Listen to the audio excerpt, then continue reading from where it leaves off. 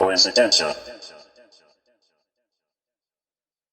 The Death of God, The Culture of Our Post-Christian Era, by Gabriel Vahanian. Foreword. For better or for worse, the dominant religious patterns of Western culture have been inspired and shaped by Christianity. Christianity has been the religion of the West, and Western culture, with its achievements and its failures, would be unthinkable apart from the spirit of Christianity and the Christian understanding of man and of the world, of reality and of God. Sympathizers and detractors of religion alike can agree that the essence of Christianity is embodied in the cultural realizations of the West. They must, however, ask the question whether or not these achievements, not to mention the failures, have resulted today in the self-invalidation of Christianity. Circumstances seem to indicate that they have. In the present situation, Western culture may even be said to demand its emancipation from Christianity. Even the Christian must concede that the situation requires either an almost inconceivable reconstruction of Christianity or the emancipation of Western culture from Christianity in its present condition. Just as in the name of liberty, of the dignity of man, and of self-determination, the former colonies are now repudiating the nations which, though sometimes unwittingly, taught them the meaning of these ideals. Western culture is weaning itself from that Christian spirit which has so far nurtured it. The legacy of Christianity includes not only moribund religious phenomena and vestigial, if apparently strong, ecclesiastical institutions, as well as unique museums of the creative imagination and the artistic mind. It also includes science and scientism, technology, and the addiction to material and spiritual gadgets. Our culture is no longer transcendentalist, but immanentist. No longer sacral or sacramental, but secularistic or profane. This transition is explained by the fact that the essentially mythological worldview of Christianity has been succeeded by a thoroughgoing scientific view of reality, in terms of which God is either no longer necessary, or he is neither necessary nor unnecessary, he is irrelevant, he is dead. The question of existence no longer leads, as was often presumed in the past, to the question of God either necessarily or logically. In this light, in the following pages I attempt to show historically, but briefly, some antecedents of this gradual corrosion and self-invalidation of Christianity, presenting then the case for a new Christian culture which is made by certain contemporary Christian thinkers. I try to show how and why our civilization contradicts this case, its imperviousness to Christianity, its cultural incapacity for, as well as disavowal of God. From this point of view, the so-called religious revival of the preceding decade marks the transition from the Christian to the post-Christian era, simultaneously Christian, let alone atheistic existentialism. Unlike many previous Christian theologies or philosophies, makes it impossible to identify God with man, perhaps because God is dead. The fundamentals of modern culture are neither non-Christian nor anti-Christian. They are post-Christian. They are derived from Christianity, yet in them Christianity suffers not a tortured death, but a quiet euthanasia. It may be that our age still is religious, but it is certainly post-Christian.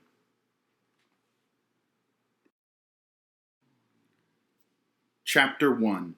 Modern Religiosity and the Christian Tradition. The essence of Christianity, and the highest hours of man's faith in God, manifested itself, in C.S. Lewis's words, in drawing man away from gossiping about God. The strange fate of Christianity in its modern dress is precisely that it has reduced man to the futility of idly gossiping about God. Our interest in religion goes no deeper and is no less irresponsible than Adam's curiosity about the knowledge of good and evil. But what, from a theological point of view, curiosity and gossip alike indicate is the same pseudo-concern that is characteristic of religiosity. Religiosity is to the communion of saints, which is cemented together by the bonds of a common faith in God, as the peeping Tom is to society or to the family. Morbid curiosity is no less morbid for expressing a certain concern, if this concern is in itself basically inauthentic. The peeping Tom is not a lover because he will not assume the responsibility of such a role. Religiosity is not faith. In religious curiosity, man substitutes superstition for faith in God. And superstition is a crude attempt to build a coherent universe which will compensate for an inner incoherence. Failing to resolve the contradictions of life, superstition seeks to justify these contradictions. In an admittedly awkward way, it seeks for a principle of consistency. Religiosity, though it may be a slight improvement on superstition, only serves to fill the vacuum created by the breakdown of man's understanding of himself and his relation to the universe and to the human community. In the last analysis, religiosity is an expression of sublimated loneliness, and for this reason is often collectivistic in its manifestations. It is also the symptom of a suppressed doubt, of a subliminal faithlessness resulting from failure to admit that faith in God offers doubt as its corollary. Accordingly, it would be erroneous to interpret the collectivism which underlies today's manifestations of religiosity to mean that modern man has finally recognized the need for a rediscovery of the communal dimension of existence. Nothing could be further from the truth. The fact is that collectivism is but another face of the many aspects of unreconstructed individualism can present. The irrespective extravagances of collectivism and individualism are equally irresponsible and equally irrational. They are equally without justification from a Christian point of view. To the extent that modern religiosity is partly a Protestant extravagance, Protestantism has been unable to foster, other than sporadically and on a limited scale, anything comparable to the Catholic consciousness of a common bond, even though this bond has been dualistically understood, i.e., in terms of the orders of nature and of grace. More often than not, Protestants have understood the New Testament demand for radical obedience as a demand for radical individualism, oblivious to the fact that obedience also entails common allegiance. It is no wonder, then, that the recent revival of religion has been neither radical nor an act of obedience. It has no other allegiance than to its own inauthenticity. And it is inauthentic because it reduces religion to a feeling of togetherness, which is to community as the romantic subjectivistic feeling of absolute dependence is to the biblical concept of creatureliness, or as faith in faith is to true faith. Togetherness is a substitute sense of community, a counterfeit communion. This amounts to saying that the recent revival promotes the feeling that one can be religious and can even have faith in God by proxy. It is evident that no one can live another man's faith, just as no one can die another man's death. The question then rises from our memory of Western history and its immediate religious and philosophical background. Is not religiosity by proxy man's overt attempt to evade the reality that he has killed God? And does it not indicate that he will not face this fact, let alone assume responsibility for the deed? To be sure, the recent upsurge of religiosity at least reminds us that it is an unavoidable constituent of human existence, albeit a negative one, and that it will always remain so. But this can be stated only in the same sense as one says that death is ineluctably a part of life. Just as death is loss of being, so religiosity is loss of faith in God. Death constantly threatens existence as religiosity threatens faith in God.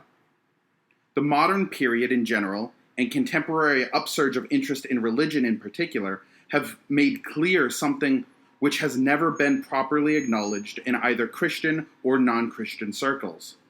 This is the existential fact that, both theoretically and practically, God's death is not accidental. It belongs wholly to, and is grounded in, man's natural inclination to religiosity. The death of God, therefore, cannot be viewed in any way as a recent historical or cultural misfortune which a revival, be it of religiosity or even of authentic faith, will overcome.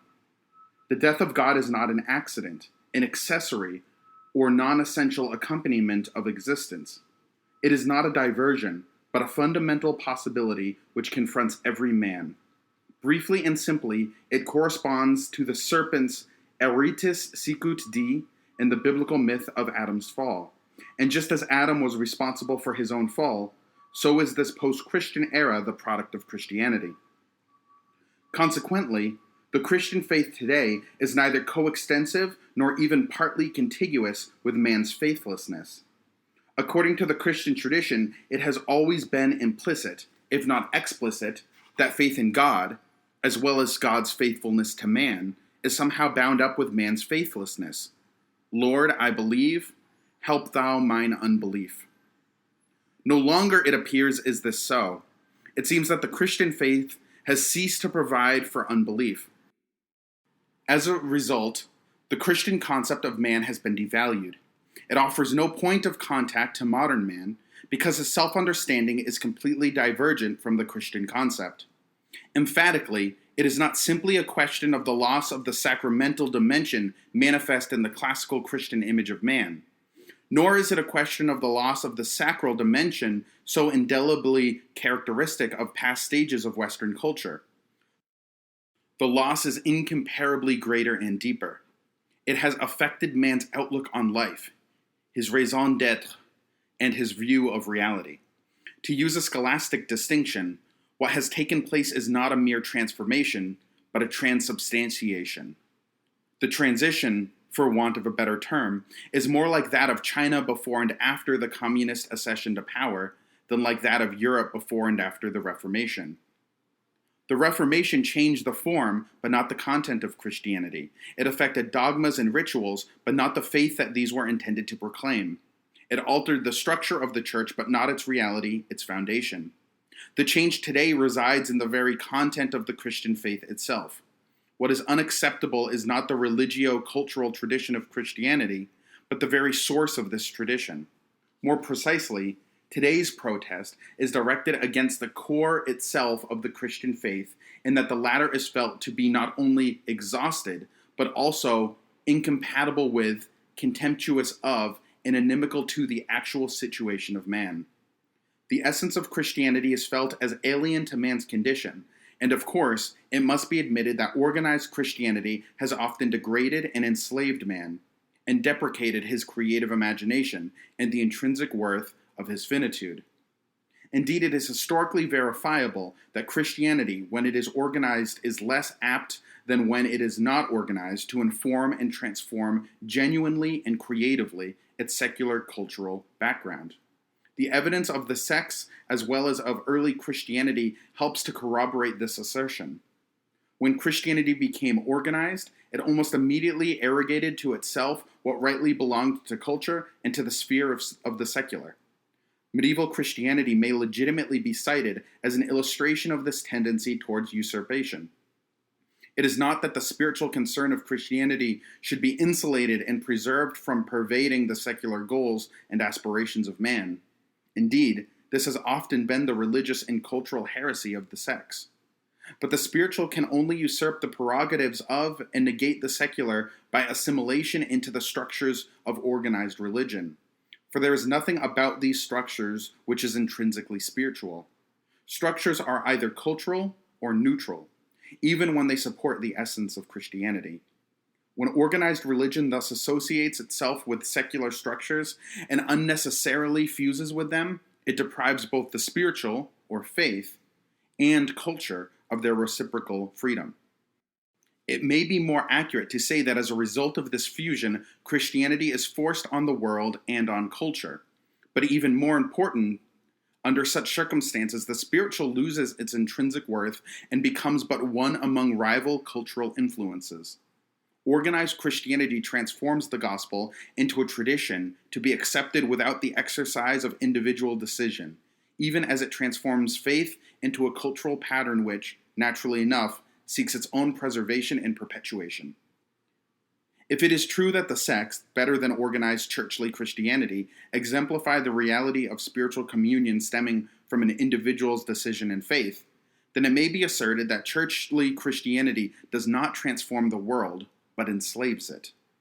Enslavement, however, works both ways and not one way alone. It implies the petrifaction of Christianity, which is another mode of Christianity's loss of relevance.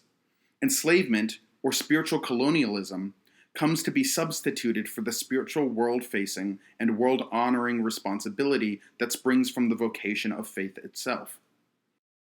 Seen in this light, the age of colonialism, now fretfully drawing to a close with the aura of the mal du siècle, can be interpreted as the political and cultural replica, if not direct application, of a tradition-bound and spiritually colonialist organized Christianity.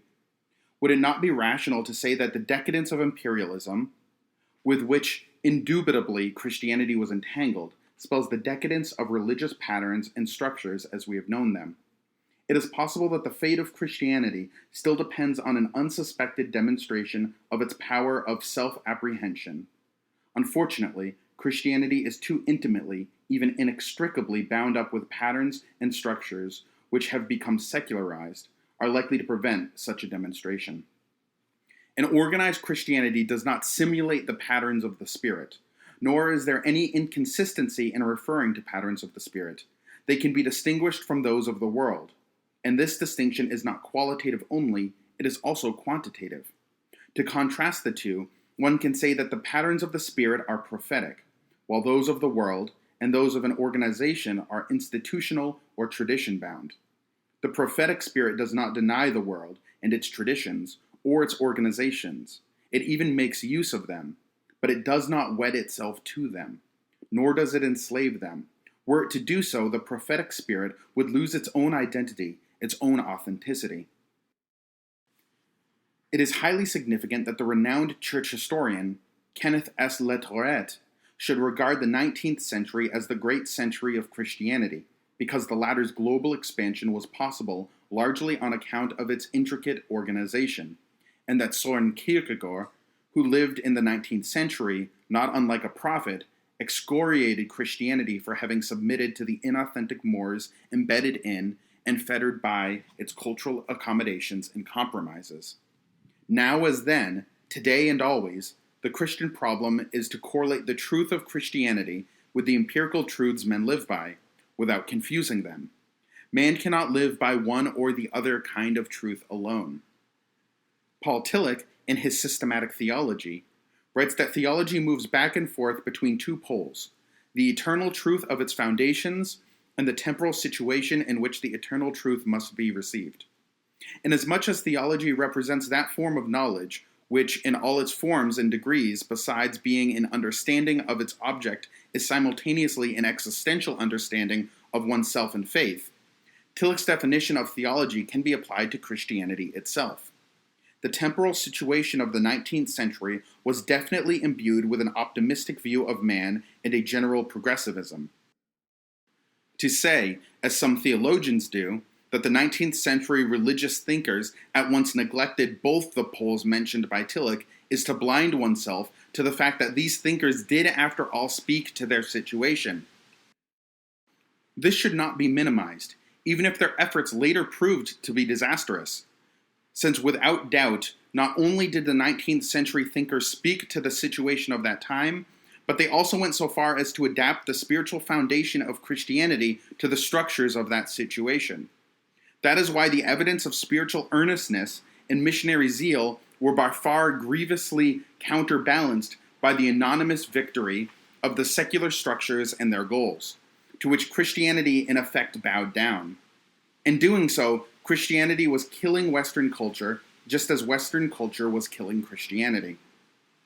But if the decay of Christianity is partially due to its cultural, superinundated structures, it also has its source in the sclerosis and the expropriation of the Christian faith itself. As was pointed out earlier, faith is no longer contingent upon unfaith. The contingency has ceased either because religious faith is dead, or because unfaith, once satisfied, cannot help but be self-reliant, or for both reasons. But there is still more important reason. It is the severance of doubt from faith. Lord, I believe, help thou mine unbelief. Only the unbeliever can believe. Only the sinner can be justified. He who believes, believes as only an unbeliever can. He who is justified as only a sinner can be. Whatever else modern man is, he is not an unbeliever and not a sinner in the biblical sense. Why? Because faith, in the biblical sense, is dead. It is not essential to man's unfaith. It has estranged itself from doubt, and it is human to doubt. As Unamuno observed, while Christianity lay dying before him, a faith which does not doubt is a dead faith. Looking at the contemporary situation of religiosity, with the sense of agony with which Unanamu penetrated the meaning of Christianity, one may wholly agree with him that, today, faith entertains no doubt. It is much too monolithic and doctrinaire, much too hopeless. Indeed, only through hope can faith doubt. For hope is the integral element of faith. But so is doubt, even to the extent that the element of hope can doubt and the element of doubt can hope. In the present age, doubt has become immune to faith, and faith has disassociated itself from doubt. Nothing is worse than a dead faith, except a dead doubt. When doubting no longer liberates the moment of faith or propels the movement of faith, it is quite likely that faith has become petrified and threatened with self-extinction, and that this condition threatens with extinction the cultural forms to which such rigid faith was wedded. Remarking how the scorpion injects its poison into its own head when it is caught in a fatal situation, like a fire, Unamuno then raises the question whether Christianity and our civilization are not committing a similar suicide. Is not indeed the literature of peace of mind, of mental health, a poison which is now attacking the head of Christianity, the heart presumably having stopped long since?